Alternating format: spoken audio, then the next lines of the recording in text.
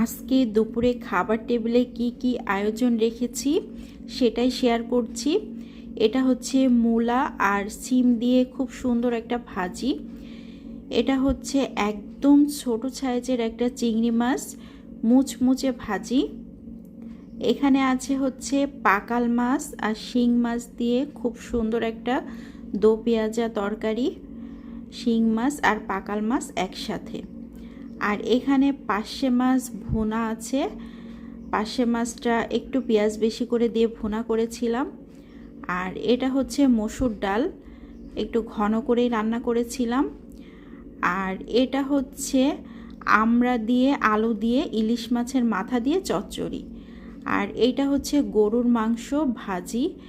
গরুর মাংস ভাজিটা অবশ্য আগের দিন করেছিলাম, সেটা রয়ে গিয়েছে। আর সাথে আছে গরম ভাত। আজকের দুপুরের